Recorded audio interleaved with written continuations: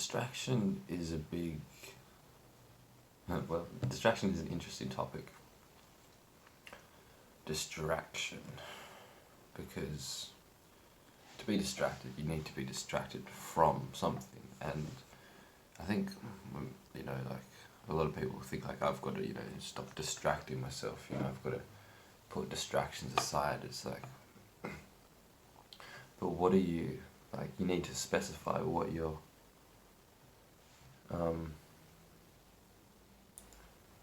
trying to avoid being distracted from.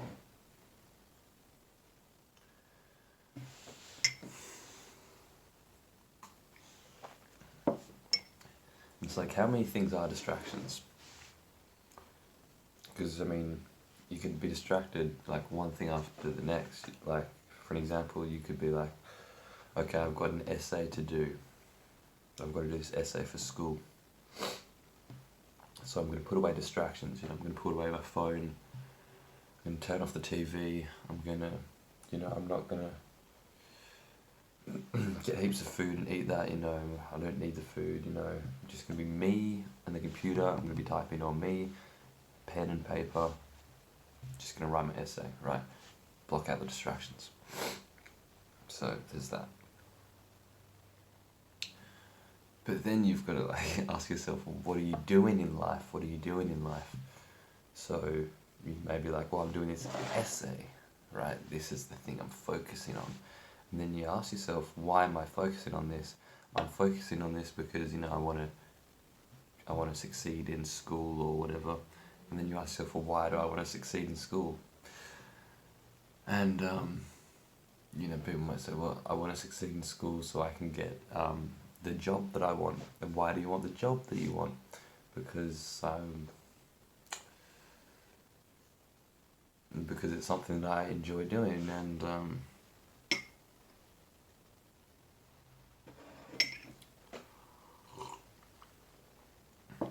basically for me, like, what it gets down to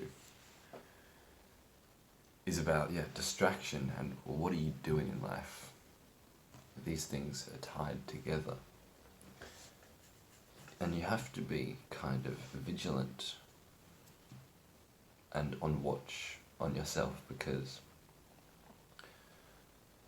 the thing that you specify on what you're doing in life, that could actually be a distraction. So you may be like, I want to get this job. I've got to study and do all this stuff so I have the job that I want.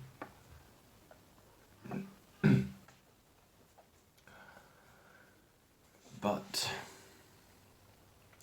you've got to ask yourself honestly, like, where's the intention and desire for this job? What's the desire for this job?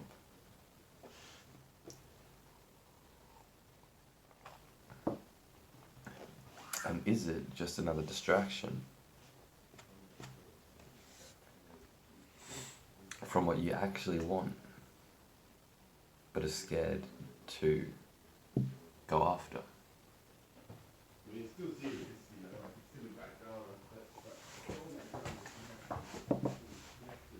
Now, I'm not saying that every job is going to be a distraction from life, from what you actually want, but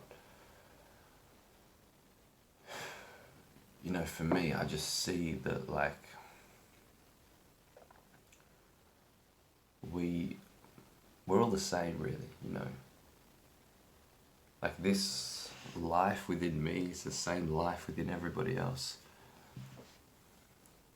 We're all just, like, we're guided by nature. We are nature. Nature runs through us. And nature wants to go a certain way. We have no choice in the matter. Nature wants to go a certain way. And so it's like,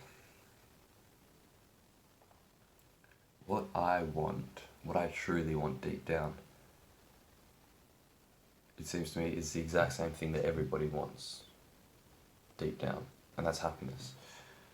That's you know, I don't, whatever word you want to use, but it's a state of like equanimity and a state of acceptance, a state of not resisting, a state of like non-duality. Like it's not a state of happiness as opposed to sadness. It's a state of happiness that transcends happiness and sadness.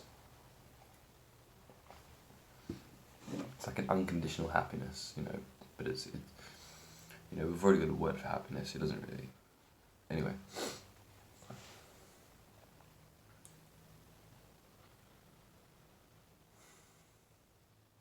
And so, what I'm trying to say here is that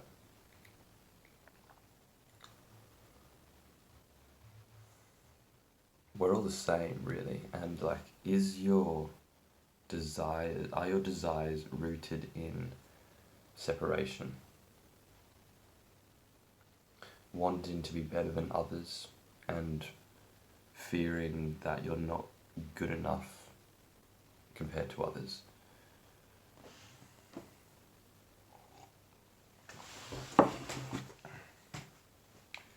Are your desires and intentions rooted in separation? Are you getting a job, even if you call it your dream job? Are you working towards that? You know, or your dream life? Are you working towards that because you're afraid that you're not good enough and you have to get to some standard so you're accepted by society and the people around you, or accepted by yourself, you know? Or are you doing it because you want to be better than people? Are you doing it because you want some kind of identity in the world? You want a status in society? Like, I want to be this person in society, and that's who I'm going to be. You know, I'm going to be a somebody. You're doing it because you want to be a somebody.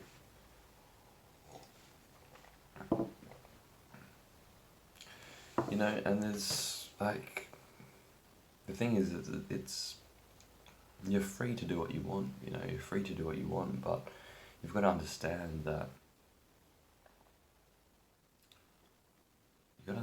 like this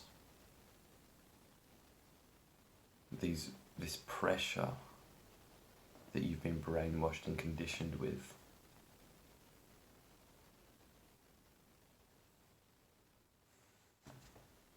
You know, you have to understand that a lot of the thoughts in your head are not your own. A lot of them are social conditioning. No, I'd say all your thoughts are not your own at all. All thoughts are just part of this like infinite web of like interdependent like conditions, you know, and other causes, you know. Everything affects everything else, you know. But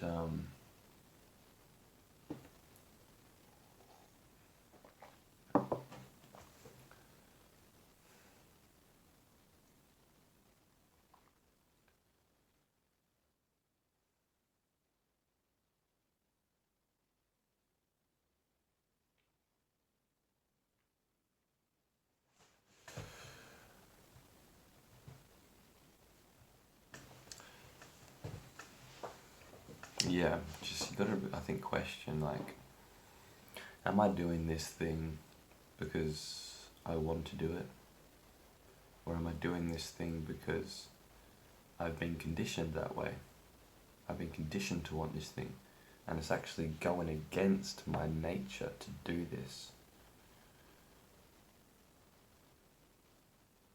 And really, I think anything that causes you to stay put in separation and to stay put in wanting to be a somebody in a world of other somebodies, to be this specific identity, this person, like, you know, I'm important in some way, I'm this, you know, my occupation is this, you know, I'm a philosopher, I'm a psychologist, you know, I'm a lawyer, or whatever, like, these roles that we identify with, like,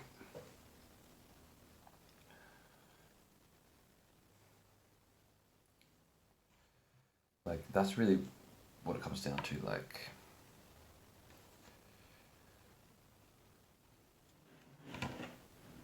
because I think that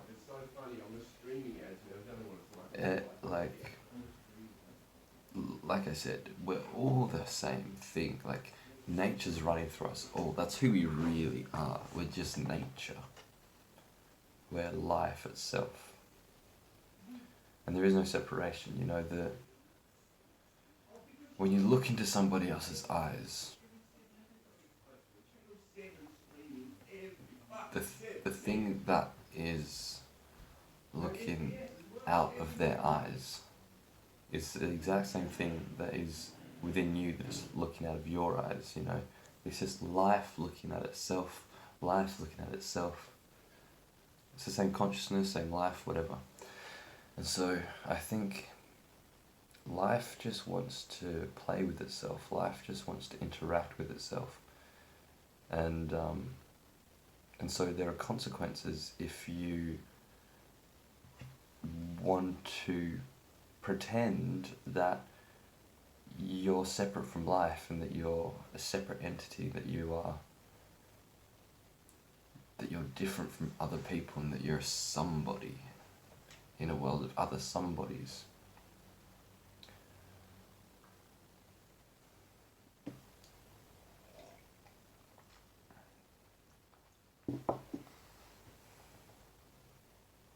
It's selfishness, really, you know, like, there are consequences for being selfish.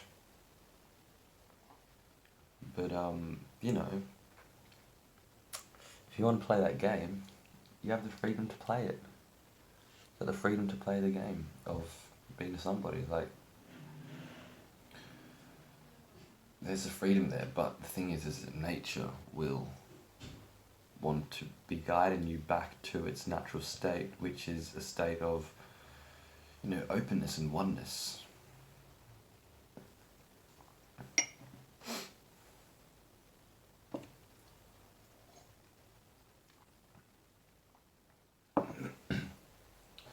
So back to this topic of distraction, like,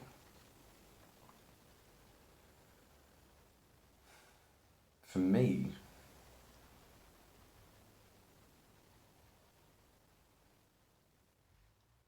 distraction is distraction from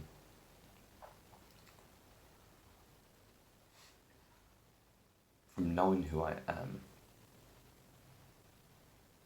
which is life, which is nature, which is, you know, existence. You know, that's what we all are. It's just reality.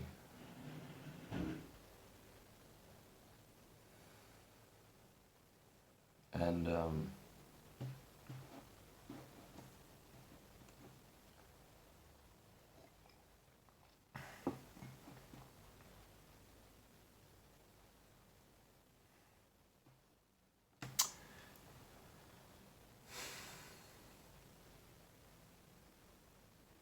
anyway, I don't know.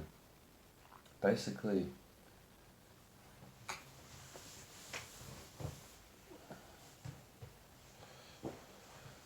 I'm trying to cut out, like, YouTube and reading forums and blog posts and shit like this. I want to think for myself.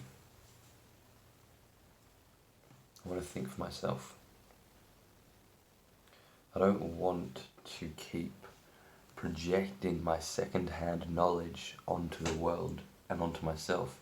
I want to find that shit out for myself, you know. If I have a question, I don't want to just type it up on the internet and be like, let's see what other people think. It's like, if I genuinely want to know the answer to a question I have, I can find that out for myself, you know. And of course, that's not for everything. I mean, it's like, if you want to learn how to fix a car, then of course you've got to read, like, a manual on how to fix a car and the mechanics of a car and how a car works and all this kind of stuff. And then you've got to get hands-on and actually try out what you've read, you know. That's a different thing. Like, that's not what I'm talking about. Like, yes, there are skills that you can develop that that needs and requires you to learn something. But what I'm talking about is like who I am and what I should do, you know? It's like typing on the internet like who am I, and then seeing all the responses like, oh, so I'm a human? Oh no, I'm not. Oh, what am I? Like, or like, what should I do with my life? Let's see what other people think. It's like, no, you figure that out yourself. You know, you're a sovereign being. You're your own person. You can figure that shit out. And that's what I want to do, because I notice myself spending a lot of time watching videos and reading forum posts and, you know, like on Reddit and shit.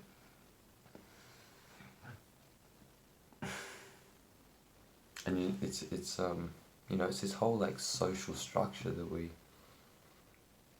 get caught up in, and we're never really questioning it for ourselves.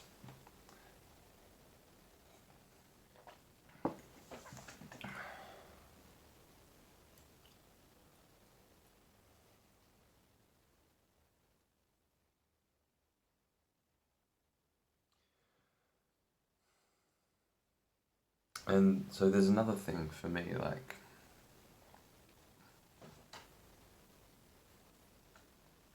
this kind of aspect of social anxiety and thinking that I don't have sufficient social skills.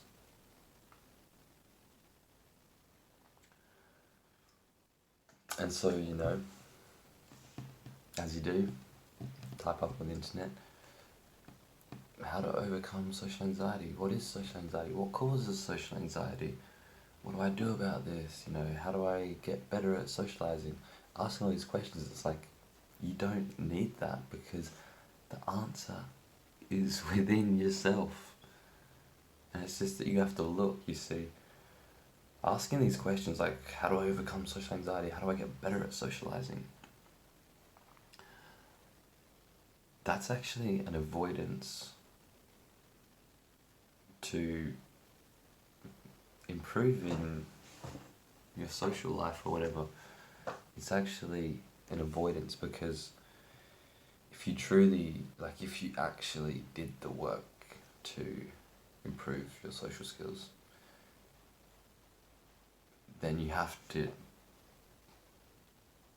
go into the pain that's causing this social anxiety. You have to go into that pain, you know.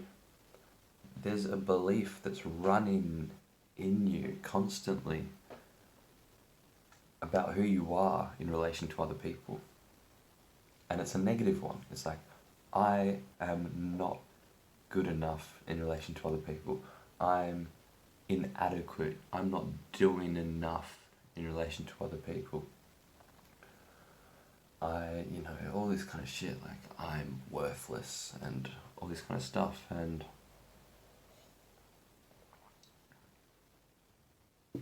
you see, no books or audiobooks or podcasts or whatever can help you.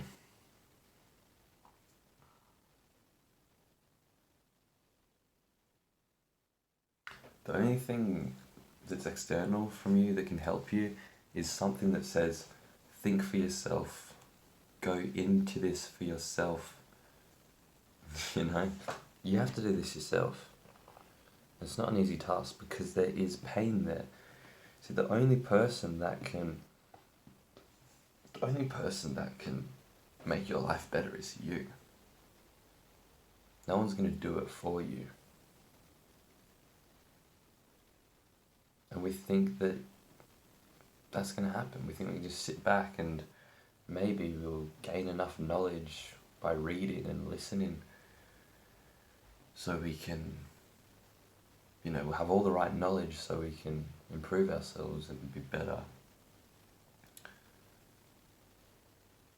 But that's not how it works, you know, because we think that, you know, we can just kind of absorb all this content and that will, you know, do it for us, but we have to do it for ourselves.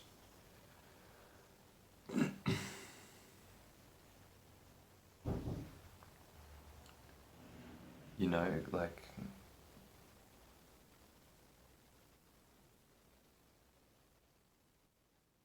no technique that we read about, you read about some technique that's like, oh yeah, if you do this, this will help you in this way.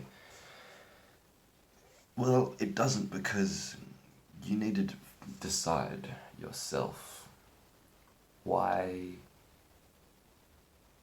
Like, you need to decide yourself your own technique and why you're doing it in the first place. You see, you have to see what resonates with you. You have to see what you're called towards. If you read about some technique and you're like, oh, yeah, I should try that out because apparently it works, but it's like, if it doesn't resonate with you, Anyway.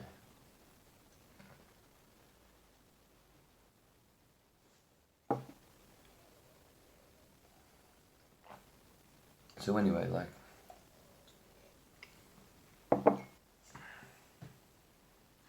the internet gives you a fake sense of fulfilling your social needs. It seems to me that there is a social need that needs to be fulfilled as a human. This human needs food and water. Once it's got that, like shelter, once it's got that, there's some kind of need for a sense of belonging or a sense of just socializing,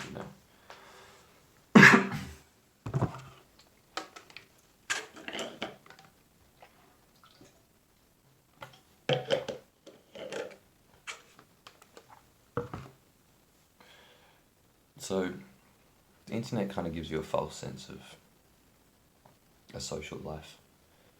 You watch videos, listen to podcasts. Listen to a podcast, it's like, you're kind of talking with somebody or messaging people over Facebook or whatever. But it's not the same thing as face-to-face interaction.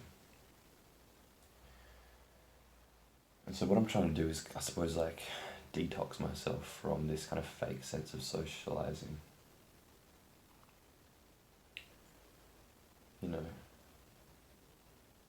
And thinking for myself,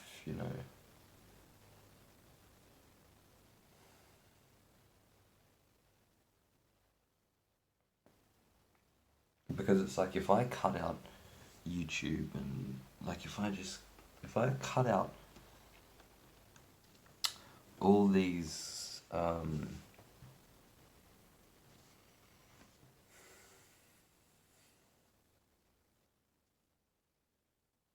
I cut out all these things that, like, how do I even put this into words?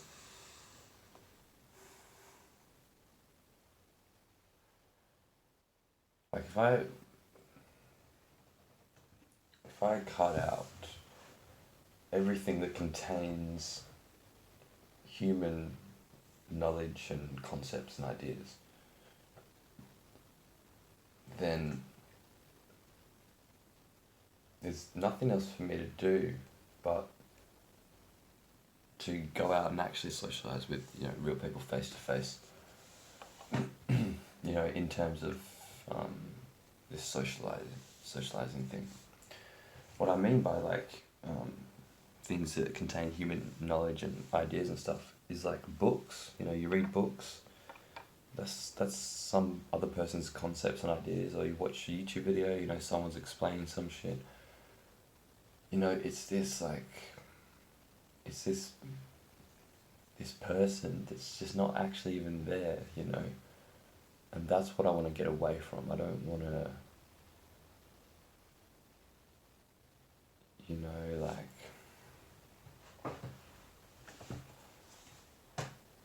I don't want to be, like, interacting with a person that isn't right in front of me, And I'm not saying that all videos and all books and all this is worthless. Like, it has its place, but you can get addicted to it, You can just, like, do it because you're bored, you know. Like, oh yeah, I'll read a book, oh, I'll watch a YouTube video, I'll watch some TV, listen to an audiobook or a podcast.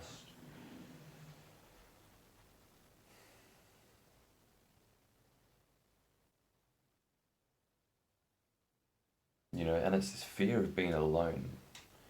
Because a lot of people, you know, what would it be like to cut out all forms of like people's ideas and stuff, like what I was just talking about, like books and videos and things like this, even music, like music with lyrics, to cut out all like concepts and words and ideas and people that aren't right in front of you, you know. If I think you know what I'm trying to say here. Like, we don't want to be alone, you know. And I think we're in a time right now where there's a lot of loneliness going on, and it's because we're so connected on this, you know, in this digital realm, and so we feel like that it you know that's satisfied us, you know. Like, I'm social in this digital realm, I've got my social needs met, but like I said, it's a fake sense of your social needs. You know, it's like having a wank and watching porn compared to just actually having sex with somebody. Like, there's a huge difference there, you know. And it's the intimacy and connection. You see, scrolling on Instagram, looking at people's faces, or watching a YouTube video, or hearing a podcast, there is no actual connection there. There is no actual intimacy there. Even if you're texting someone,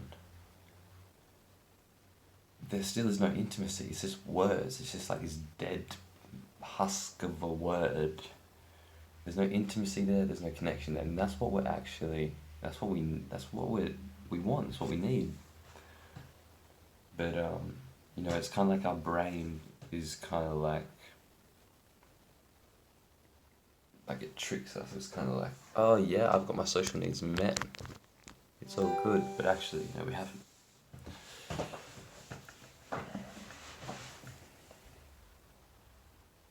And so, when was the last time you actually spent time alone? It's not that often because, you know, if you cut out all this like human stuff online and in books and stuff like that, when do you actually spend time alone doing, you know, whatever, but alone? You may think like, oh no, I did a painting today, and I was just alone. Oh, but you're listening to a podcast in the background. You know, can you turn that off? Can you turn the podcast off? When you go to sleep, you listen to a guided meditation for sleep. Can you turn that off?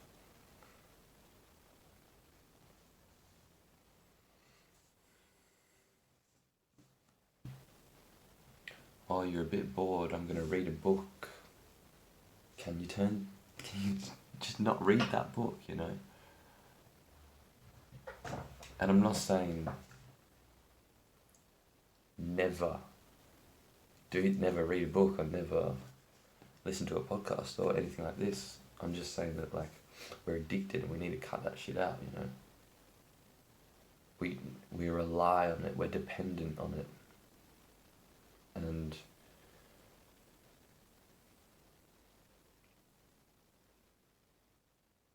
that's what I'm talking about, you know. Are you actually, you know, you reading a book or listening to a podcast? You know, what's the intention there? Are you reliant on this? Could you do without it and still be fine, you know?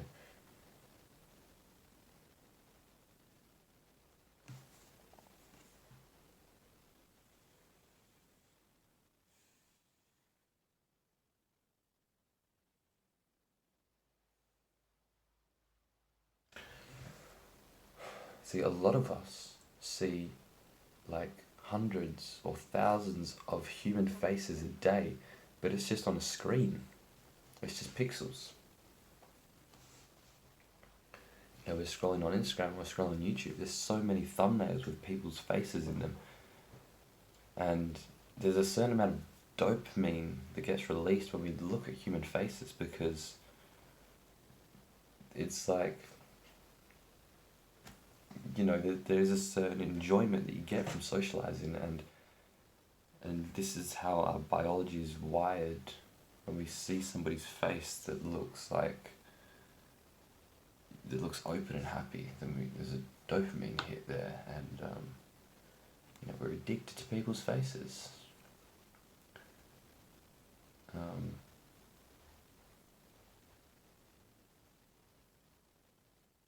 You see, everything's good in moderation. Like, you need food,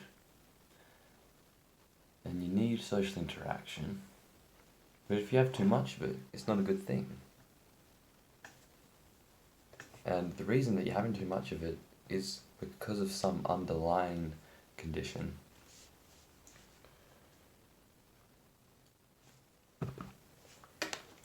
That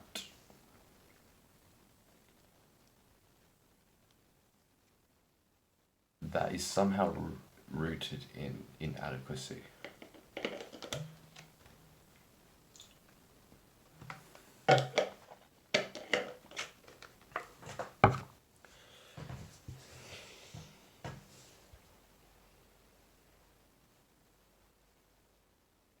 So I'm trying to cut this shit out, and I'm also trying to cut out like other ways of distracting myself, and they can be like eating, having a bath, going for a walk. You see, all these things are actually, you wouldn't think that they're distractions or addictions. Like, oh, going for a walk, that's good for your health. Having a bath, what are you fucking talking about? Eating food, no, that's good. It's all good, but what's the intention behind it? And a lot of the time the intention behind it is because I'm bored, and I'm bored because I'm avoiding some kind of belief that's running in me, that's telling me I'm not good enough and I need to be better, and I'm you know, scared of confronting that pain that exists within this belief.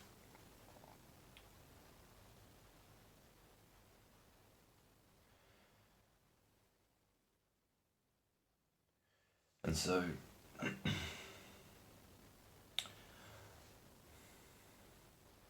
I think that a good thing to do,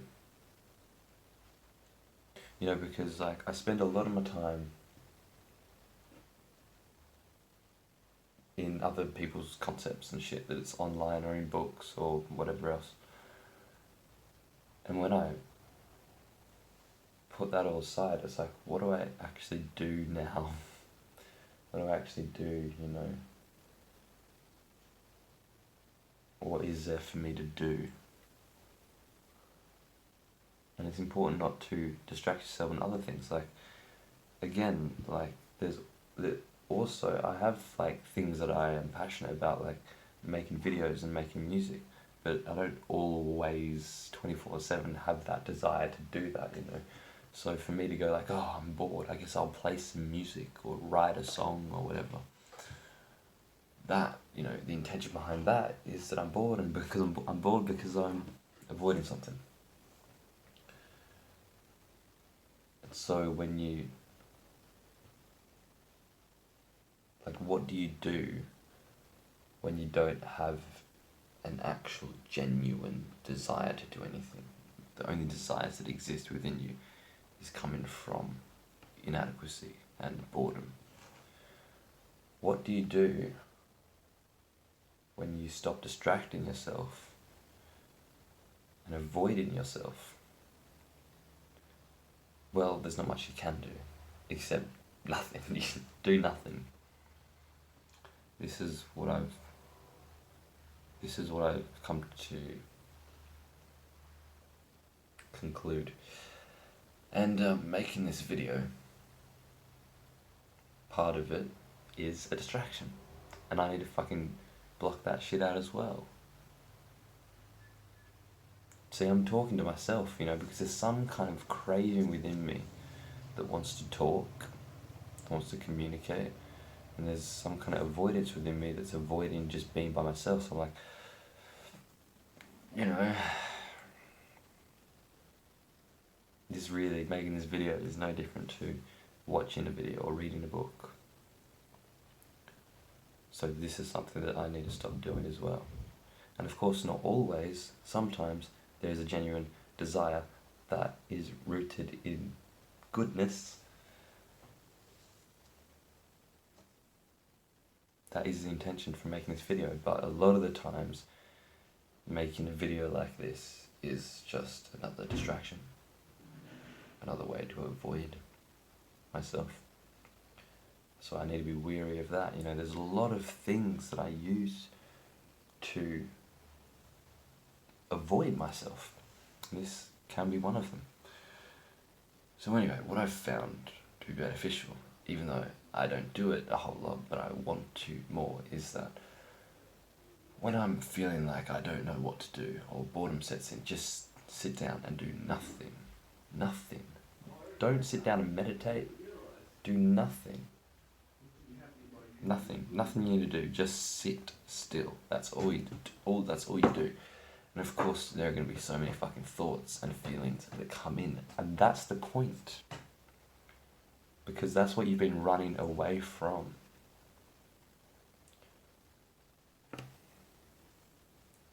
And there's going to be so many excuses and shit and justifications. Like, I can't just sit still. I need to do this. I need to do that. But that's not true.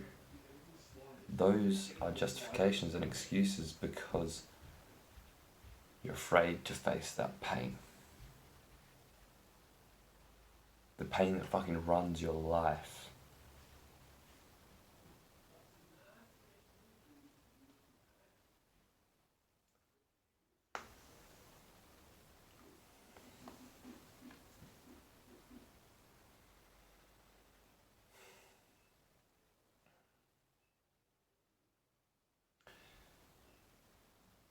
Let go of control, you know. You can't let go of control, because if you try to let go of control, that is in itself control. You know, try to be effortless, but you can't, because if you try, that's effort. But basically that's the thing, is it just let go of control. That's the intention. Just stop controlling, just stop, just stop. And of course the mind's going to come in, the thoughts are going to come in about all kinds of shit. But that's okay, that's the thing, it's not about stopping these thoughts. It's not about doing anything, you're just sitting still, right? Just sit in one place. Just stay there until you've got an actual authentic desire that comes up, not one that's rooted in avoidance or boredom or distraction, one that's actually, you know that it's true, you know that it's going to be good for you and others and, you know, just beneficial, you know.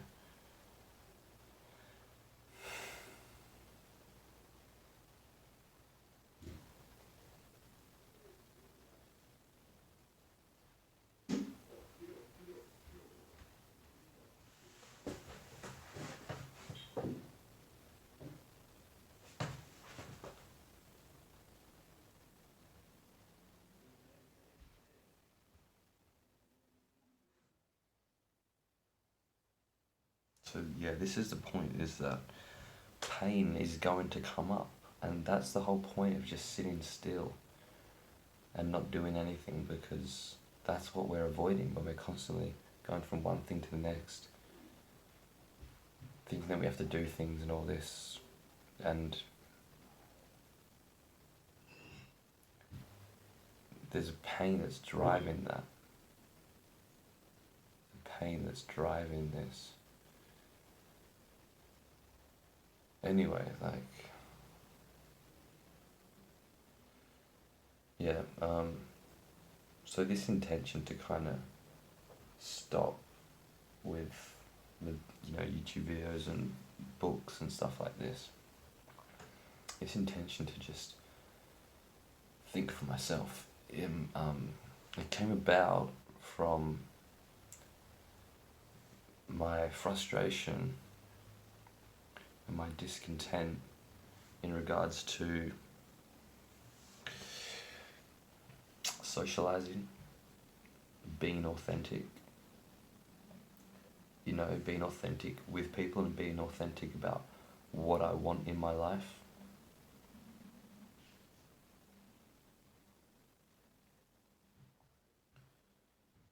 It came about from frustration.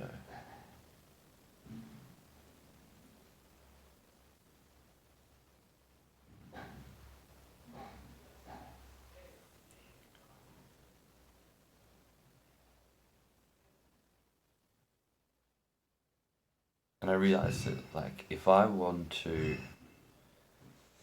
get better at socializing, get better at being with people and all this kind of stuff, if I want to get better at that, no amount of knowledge that I read or listen to is going to help that at all. The next book about overcoming social anxiety or some podcast about top 3 tips of how to improve your social skills, none of that shit's going to help. I have to think for myself, and if I want anything to change, I have to dive deep into myself, think for myself, go into this core belief that's been running me my whole fucking life that says I'm not good enough, I don't deserve this, I'm inadequate, all this kind of shit. I have to go into that belief myself. No one's going to do that for me. And you see, I'm avoiding it, but if I cut out the distractions and just sit still, then I'm going to be forced to face myself, it's just going to it's going to bubble up to the surface, and I'm going to have to face it. And I'm also working on it. I'm also journaling, I'm also typing out all my thoughts and feelings and what I want, what I'm afraid of, and just trying to get a clearer picture of what's actually inside of me. A lot of us don't know who we are, what's inside of us, and not who we are on a kind of existential level, which is like life itself, but who we are as like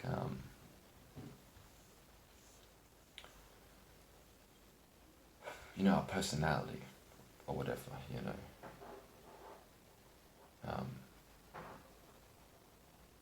And they both help each other. Like if you really are trying to inquire into who you are at the most fundamental and deepest level, this kind of spiritual and existential level, that will aid you and help you in understanding who you are as a personality and as a person, as who you think yourself to be, this self that you conceptualize in your mind. That will help this self that you conceptualize be better, and it'll help you understand it more. And likewise, if you take the route of trying to inquire into your personality and your past history and your trauma, this kind of story, this conceptual self, if you inquire into that, you will also access this existential side of it that's who the fuck am I actually? Who am I at the fundamental level? Nature.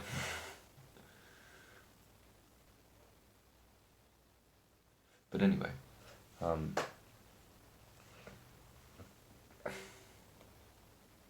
they tie into each other, I think. Because realizing your true nature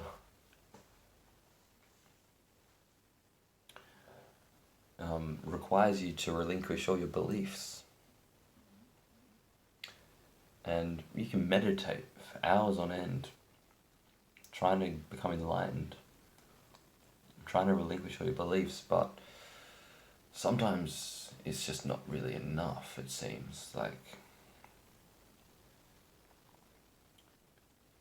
Because there are some beliefs that are really rooted deep, and there are a lot of self-deception and avoidant mechanisms preventing you from seeing that belief and deconstructing it. And so sometimes you have to take the more kind of conventional therapeutic approach and work on the conceptual self, work on the, let me look at my past history and the traumas that I've gone through.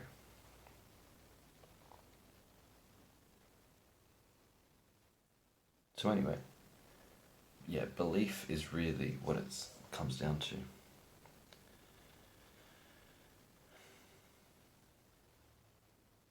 And so if you journal, if you journal for this reason, to kind of,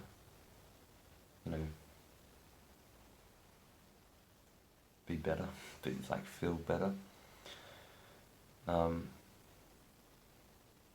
main thing you want to be looking for is your core beliefs about yourself and others and the world, and specifically the negative ones.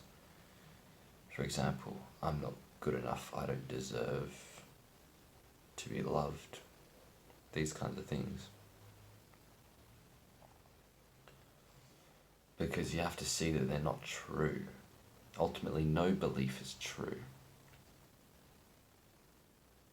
But these core ones, they're very solidified, they're very, they're running you all the time. And they really have to be identified and deconstructed and ultimately seen as not true. And that is what makes a difference, you see. Learning all these techniques of, say for example, social skills, that's not going to help you because you're not going into the very root of what caused this. You think you have to like add something onto yourself or attain some kind of knowledge or skill to improve yourself socially, but actually it's something that you need to take away, it's something that you need to unlearn. Something that you need to let go of. Say like if you've got like a bit of social anxiety, say you're in a social situation and you want to talk and you want to communicate and you want to be authentic and be yourself, but you're like stiff, and you're like just rigid and you just cannot speak, and you're just, you're not yourself, you're not free flowing, and you just feel contracted. It's not something that you need to learn to do, like, oh, I've got to say hi and I've got to communicate, and I've just got to put this effort in to really try. No, that doesn't work. You have to go inwards and cut off the root of what's causing you to do this in the first place.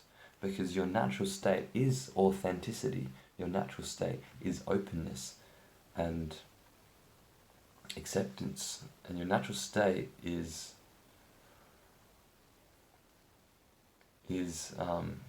like openness, willing to communicate, and authenticity, a sense of flow, to not be so stifled and rigid. Your natural state is what you're actually after. You see, your natural state is what you want.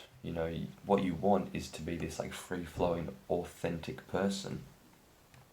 But that's not something that you learn to do. That's not some kind of skill that you acquire with some kind of knowledge or practice.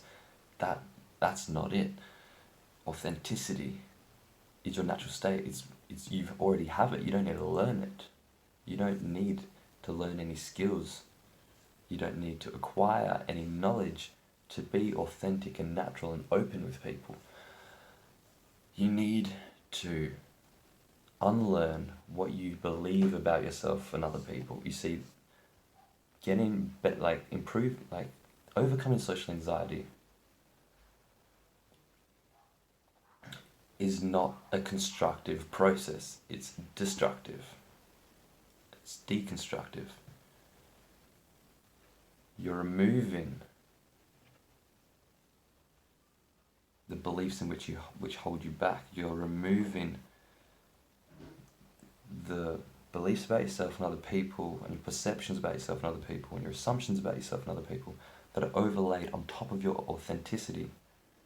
So your authenticity is like a baseline. And then you have all these beliefs about who you are, and what the world is. And then, you're up here, thinking that you think I'm shit. And then you think I have to be better. And then you create another belief that stems from this one.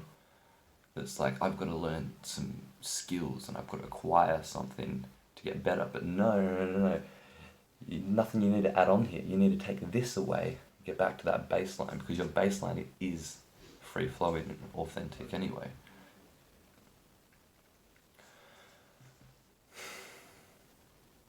So that's really what I'm trying to do, I suppose. Or rather, not trying to do, I'm trying to let go. I'm trying to identify and deconstruct these beliefs on my back. I'm trying to destruct, I'm trying to demolish these beliefs about myself and about other people. And by doing that, then this authenticness will just ooze out of myself, and there's no kind of effort or skill that I'm going to need to use to talk to people, because I notice when I talk to people and I am feeling authentic, it is effortless, and that's what we want. We want to feel effortless in a social scenario, and you cannot try to be effortless. You cannot try to learn a skill to be effortless, because that's putting effort into being effortless, and these two things don't go together. Effort and effortlessness. You can't put effort into be effortlessness. I mean, you can try, and maybe that may be the way that you go. You may try and put effort in to be effortless, and that may actually be the path to effortlessness, because you'll realize that it doesn't work and you'll fail, and then you're like, oh, okay, didn't work. You may have to put in the effort to realize that it doesn't work. You may have to do it, but